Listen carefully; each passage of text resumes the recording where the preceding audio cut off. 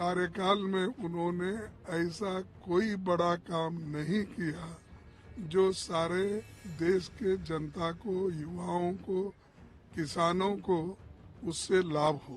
भाजपा को एक माफी पत्र और शर्मिंदा पत्र जारी करना चाहिए। जिस आदमी की खुद गारंटी नहीं, उसकी गारंटी का क्या महत्व? वो तमाम वादे रह गए हैं। किसानों की आमदनी डबल करूंगा, ये उन्होंने कहा था, वही गारंटी। और एमएसपी मैं बढ़ाऊंगा और एमएसपी को मैं लीगल स्टेटस दूंगा, ये कहा था, यही उसकी गारंटी। और अपने कार्यकाल में उन्होंने ऐसा कोई बड़ा काम नहीं किया जो सारे देश के जनता को, युवाओं को, किसानों को उससे लाभ हो। अब युवा तो नौकरी के लिए तड़प रहे हैं, रास्ते पे आए हैं और इन्फ्लेशन इतना बड़ा है, सभी दाम खाने पीने के और सभी चीजें आकाश को पहुंचे हैं, उसकी उनको फिक्र नहीं है।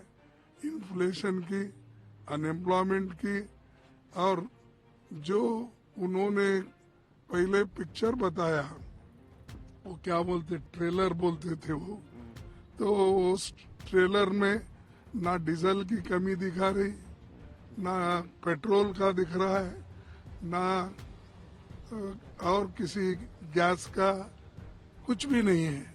क्या है? और इसने आके इतना बढ़ा दिया कि किसी सरकार ने छोटे से टेन्यूअर में सैकड़ों रुपए नहीं बढ़ाया। और ये आदमी जो 10 साल में गरीबों के लिए कुछ नहीं कर सका, ये सब उदाहरण है आपके पास। तो उसी की फिर मैनिफेस्टो देखना ये और उसको विश्वास करना ये ठीक नहीं है। और इससे ये साबित होता है कि लोगों के लिए उन्हें कुछ देने के लिए उनके पास नहीं है, सिर्फ बाकी के बात, पीछे के बातें कुछ बोलकर। और कोई मैनिफेस्टो में ये कहता है कि मैं इतने किलोमीटर रोड बनाया, इतने किलोमीटर मैंने ये किया, और अरे जो असल चीज है, लोगों के पेट भरने के लिए आपने क्या किया? भाजपा को एक माफी पत्र और शर्मिंदा पत्र जारी करना चाहिए। भाजपा को बताना चाहिए कि उन्होंने इलेक्टोरल बॉन्ड के नाम पर देश का इतना बड़ा घोटाला क्यों किया। भारतीय जनता पार्टी को बताना चाहिए कि उनके राज में डॉलर 58 रुपए से 84 रुपए क्यों चला गया।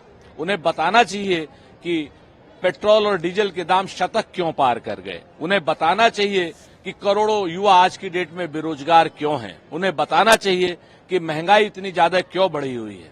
उन्हें ये भी जरूर बताना चाहिए कि चीन की जो सीमा पर चीन ने 4000 किलोमीटर का अतिक्रमण क्यों किया हुआ है।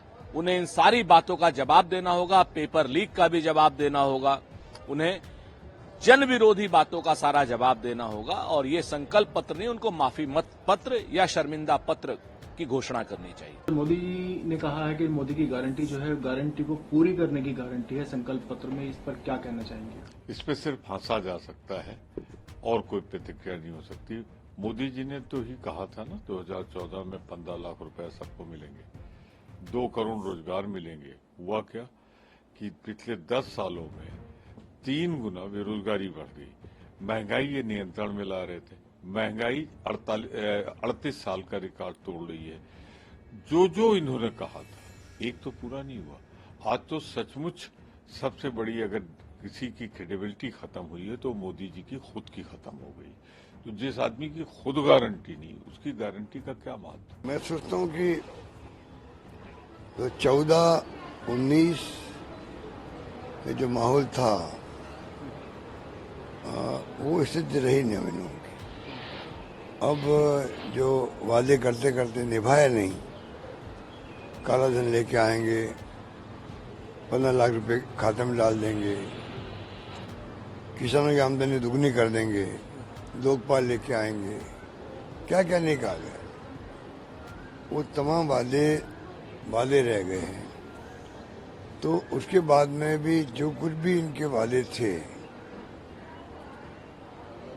किसानों का आंदोलन चला तो समय पर उसको ढंग से टैकल नहीं किया, 600-700 लोग मारे गए, वो पूरे कंट्री का इश्यू बना। हो जो लड़कियां बैठी हुई थी रेस्लर, वो भी अपना इश्यू है।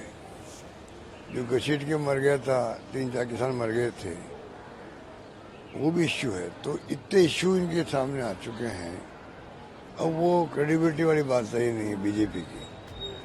और मुझे लगता है कि अब ये मोदी के नाम से कब तक राजनीति करेंगे, क्योंकि सबको गायब कर दिया।